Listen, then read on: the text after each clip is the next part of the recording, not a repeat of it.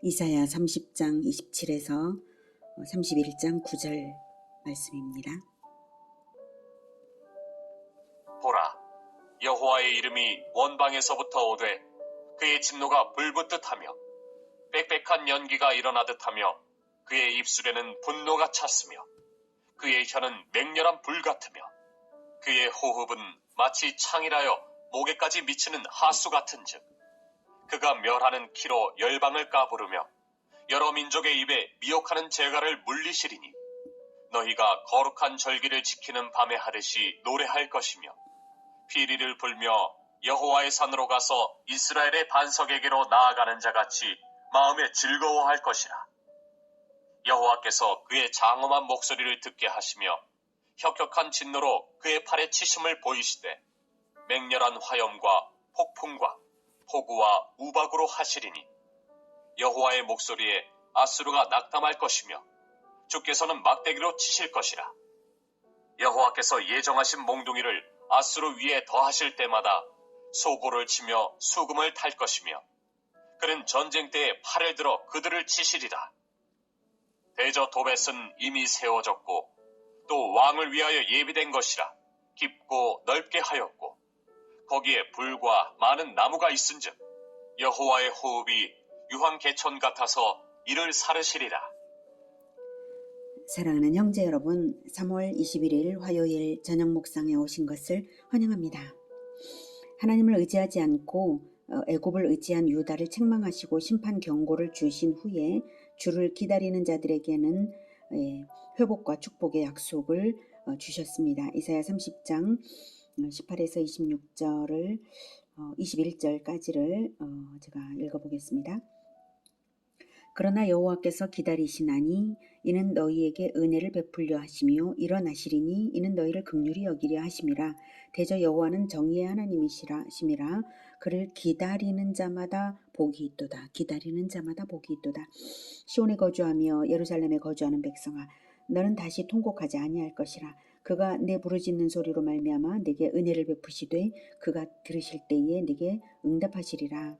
주께서 너희에게 환난의 떡과 고성의 물을 주시나 내 스승은 다시 숨기지 아니하시리니 내 눈이 내 스승을 볼 것이며 너희가 오른쪽으로 치우치든지 왼쪽으로 치우치든지 내 뒤에서 말소리가 내 귀에 들려 이르기를 이것이 바른 길이니 너희는 이리로 가라 할 것이며. 이렇게 시온에 거주하며 예루살렘에 거주하는 즉 다윗의 후손이신 그리스도의 다스림을 받는 기다려 받는 그러한 백성들에게는 스승이 되신 그리스도께서 이제 환히 영적으로 보인다는 것이죠. 그래서 성령의 인도하심을 주신다는 그런 것이 바로 암시되어 있습니다. 자, 이러셨고요. 그리고 또한 그래서 그들에게 소산의 풍요로운 축복도 약속하신 것이 오늘 그 이전 부분이었는데요. 자, 26절까지의 내용이었죠. 자, 그렇게 될 때에 먼저는 유다를 침공했던 심판의 도구인 적국을 하나님께서 심판하실 때 그것이 선민의 회복이 될 일이죠. 그래서 아수르에 대한 심판이 어떻게 될지 말씀하시는 것이 27절부터 오늘 본문입니다. 여호와께서 분노에 찬 모습으로 대적을 물리치시는 모습이죠. 27절. 예. 보라, 여호와의 이름이 원방에서부터 오되, 여기서 여호와의 이름은 하나님 자신 또는 하나님의 이름으로 심판하시는 심판권자인 그리스도를 가리키는 말입니다. 1차적으로는 아수르를 심판하는 바벨론 군대의 침공이 여호와의 이름으로 명령한 일이라는 뜻이고요. 궁극적으로는 악한 세력에 대한 최후 심판을 예표하는 중의적인 의미입니다. 그의 진노가 불붙듯하며 빽빽한 연기가 일어나듯하며 그의 입술에는 분노가 찼으며 그의 혀는 맹렬한 불 같으며 그의 호흡은 마치 창이라여 목에까지 미치는 하수 같은 즉 그가 멸하는 키로 열방을 까부르며 여러 민족의 입에 미혹하는 재갈을 물리시리니. 아주 심판의 맹렬함이 불같고 또 심판의 강력함이 홍수같이 실감나게 묘사되고 있습니다. 이사야 8장 8절에서는 남유다에 대한 아수르의 침략을 예언할 때 바로 이렇게 창이란 흉용하고 창이란 큰 하수 곧 아수르 왕과 그의 모든 위력으로 이제 너희들을 뒤덮을 것이다. 이런 식으로 이제 유다에 대한 심판을 표현할 때 똑같은 표현을 썼는데 이제는 동일한 심판을 아수르가 당하는 것으로 표현을 하고 계십니다. 이렇게 대적에게 행하심으로 말미암아서 선민은 해방될 것을 말씀하십니다. 29절 너희가 거룩한 절기를 지키는 밤에 하듯이 노래할 것이며 거룩한 절기 밤에 이 6월절이죠. 저녁에 시작되는 6월절을 지키듯이 즐거워한다는 말입니다. 애굽때 6월절에 첫 6월절 때도 그랬죠. 애굽에 대한 심판이 곧 이스라엘에 대한 구원이 되었습니다. 그런 것처럼 아수르에 대한 심판이 이스라엘에 대한 선민에 대한 구원이 될 것이어서 이제 노래할 것이다 이렇게 말씀을 하시고요. 그래서 피리를 불며 여호와의 산으로 가서 이스라엘의 반석에게로 나아가는 자같이 마음에 즐거워할 것이라. 네. 계속해서 30절 이하도 대적의 멸망이 곧 선민의 구원이 됨을 계속 표현합니다. 30절. 네, 아까 읽었죠? 네. 계속해서 말씀하시는 것이 이제 동일한 것입니다. 아수르가 이제 낙담할 것이고, 그러면 너희들은 소고를 치며 수금을 탈 것이고, 네, 그럴 것이다 이렇게 말씀을 하고 계세요. 자, 33절 대저 도벳은 이미 세워졌고 또 왕을 위하여 예비된 것이라. 여기서 도벳은 예루살렘 남서쪽 흰눈의 골짜기에 있던 몰렉 산당인데요. 거기서 많은 어린 아기들의 인신 제사가 도벳의 몰렉에게 바쳐졌던 그런 곳입니다. 그래서 선지자들은 흰눈의 골짜기가 형벌의 장소가 될 것이라고 예언을 했고요. 신약시대에 지옥을 뜻하는 게헨나라는 말은 흰눈의 골짜기에서 유래한 말입니다. 도벳에 이미 세워졌다. 근데 또 왕을 위해서 예비된 것이다. 이 말은 그래서 아수르 왕을 멸하기 위해서 도벳이 준비되었다 이 뜻입니다. 여기서 진짜 도벳에서 죽게 하겠다 이 뜻은 아니고 다만 사탄을 영원한 불못에 던져 넣으실 것까지 예표하시는 표현이죠. 예, 아수르 왕을 그렇게 멸하겠다 이 뜻입니다. 그것이 깊고 넓게 도벳이 깊고 넓게 하였다라는 것은 악의 세력을 도말하시겠다는 뜻입니다. 북이스라엘을 주전 722년에 아수르가 멸망시키고 남유다에 대해서도 끊임없이 공격해왔던 아수르의 멸망은 곧 유다의 구원이었죠. 아수르의 멸망이 유다가 의뢰했던 애굽에 의해서가 아니라 오직 하나님의 권능에 의해서 이루어질 것임을 이렇게 말씀하신 것입니다. 그리고 이 예언은 실제로 주전 612년 바벨론 제국에 의해 아수르 수도 니누의 성이 멸망됨으로 성취가 됩니다. 그러므로 이 예언을 하는 이 당시에 남유다가 시급히 시정해야 할 것은 애굽을 의지하는 그 잘못을 시정해야 합니다. 계속 애굽을 의지하면 아수르의 공격을 더욱 자초할 뿐이죠. 결국 아수르도 심판당한다고 할지라도 그게 애굽을 통한 것은 아니고 중요한 것은 오직 여호와만을 의지해야 한다 이것입니다. 그래서 이사야가 강력하게 다시 31장에서 반복합니다. 31장은 30장의 축소판이라고 할 수 있겠습니다. 31장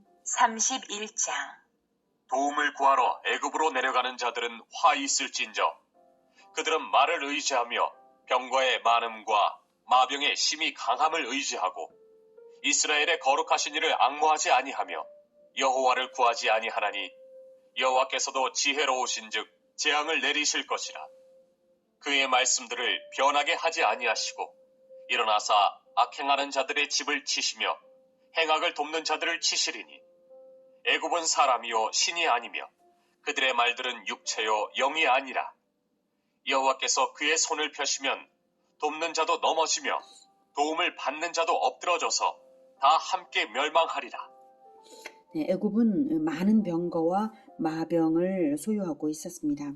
애굽 왕 시삭 때에는 병거 1200승과 마병 6만을 이끌고 남유다를 침공할 정도였어요. 보병이 일반적이던 그 시대에 병거와 마병은 요즘 같으면 탱크 부대와도 같죠. 그래서 애굽을 의지했는데요. 거의 신을 숭배하는 수준으로 숭배했고 하나님을 저버렸기 때문에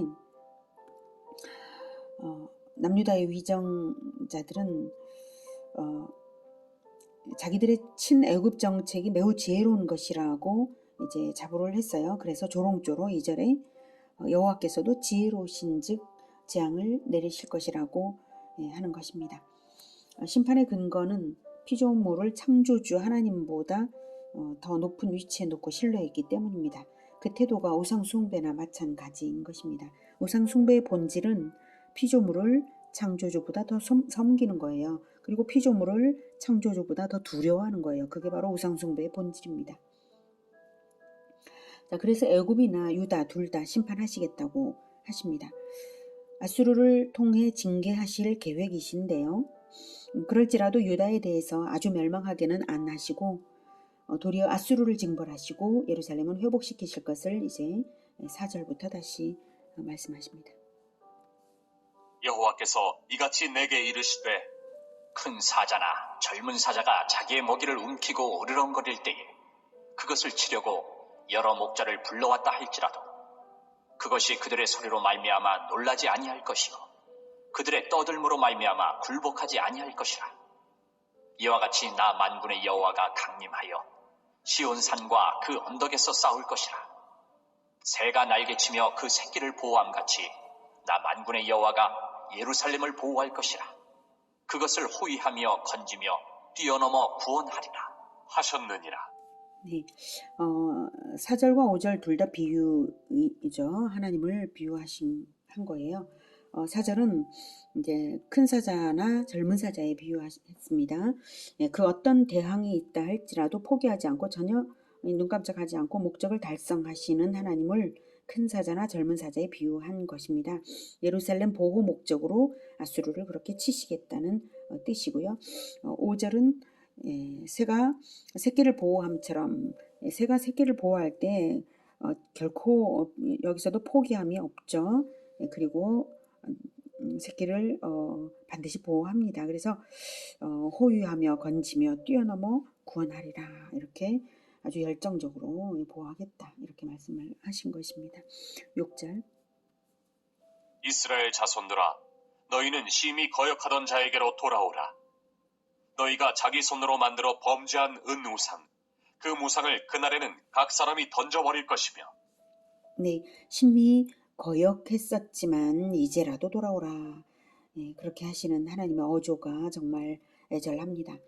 그리고 자기 백성이 마침내 변화받을 것을 믿으시는 믿음 또한 흔들림이 없으세요. 너희들이 스스로 자기 손으로 만들어 범죄한 은우상 금우상을 그날에는 다 던져버릴 거야 너희들은 이렇게 이제 믿어주시고 계십니다. 8절 아수르는 칼에 엎드러질 것이다. 사람의 칼로 말미암음이 아니겠고 칼에 삼켜질 것이나 사람의 칼로 말미암음이 아닐 것이며 그는 칼 앞에서 도망할 것이요 그의 장정들은 복역하는 자가 될 것이라. 그의 반석은 두려움으로 말미암아 물러가겠고 그의 고관들은 기치로 말미암아 놀라리라. 이는 여호와의 말씀이라. 여호와의 불은 시온에 있고 여호와의 풀무는 예루살렘에 있느니라. 네, 아수르 군대의 멸망이 인간의 방법으로가 아니라 여호와의 직접적인 역사하심으로 이루어질 것을 말씀하신 것입니다. 실제로 예루살렘을 포위했던 아수르의 군대가 히스기야 왕 때 사람의 칼이 아닌 여호와께서 치신 칼에 의해 하룻밤에 18만 5천 명이 몰사했습니다. 그래서 9절에 말하는 것처럼 그의 반석은 두려움으로 말미암아 물러가겠고 아수르의 사네립 왕이 18만 5천 명의 군사가 하루아침에 넘어져 있는 것을 보고 즉각 퇴각한 것을 가리킵니다. 사네립의 고관들까지도 하나님의 능력을 깨닫고 놀랄 수밖에 없었죠. 여기서 기치를 보고 고관들은 기치로 말미암아 놀라리라 했는데 여기서 기치는 깃발이잖아요. 여호와의 능력으로 벌어진 사건 그 자체가 강력하게 여호와의 능력을 나타내는 깃발과 같은 역할을 하는 것이죠. 깃발만 보고도 놀라서 달아났다 이것입니다. 자, 이는 여호와의 말씀이라. 여호와의 불은 시온에 있고 여호와의 풀무는 예루살렘에 있느니라. 불, 풀무 전부 심판을 뜻하죠. 심판권이 시온에 있고 예루살렘에 있다는 뜻입니다. 시온에 즉 예루살렘에 심판권이 있기 때문에 아수르를 그렇게 심판하신다 이 뜻입니다. 그런데 예루살렘에 살고 있던 유다가 애굽을 의지하여서 애굽으로 가는 것이 얼마나 어리석은 일인가요. 시온에 있고 예루살렘에 있다는 것은, 심판권이 거기 있다는 것은 그리스도의 법도를 가진 예루살렘에 심판권이 있다. 즉 심판권자로 오실 분이 그리스도이심을 암시하시는 말씀이고, 그리고 그 법도 자체가 이제 심판권의 근원이라는 것이죠. 그게 중요합니다. 애초부터 애굽을 의지할 것이 아니라 예루살렘에 든든히 믿음으로 서 있었으면 평안할 일이었습니다. 오늘은 세상 의지하다가 헛되게 되고 세상과 함께 환난을 당할 뿐이라는 것과, 징계를 주심에도 불구하고 자기 백성이 진정으로 돌아오기를 간절히 바라시는 것이 하나님의 진심임을 알았습니다. 또한 심판권자이신 그리스도 안에서 믿음을 지키는 것이 가장 안전한 것임을 알았습니다. 오직 믿음으로 그리스도의 법도를 지키면서 세상이 어떻게 되어도 우리는 평안을 보장받는 그 든든한 요새 안에 우리 모두가 있기를 기원합니다. 기도하겠습니다. 하나님, 가장 든든하고 믿음직한 요새 안에 우리를 있게 하시니 감사합니다. 우리가 그리스도의 법도를 결코 떠나지 않고 끝까지 지키고 세상 의지하지 않고 하나님을 의지하겠습니다. 주님, 우리 마음을 붙들어 주시옵소서. 그래서 오직 우리 주 예수 그리스도께서 인도하시는 대로만 가고 우리 주 예수 그리스도께서 가르치시는 대로만 우리가 행할 수 있도록 주님, 우리를 늘 붙들어 주시옵소서. 예수 그리스도 이름으로 기도드립니다. 아멘. 이어지는 시간은 개인 기도 시간입니다.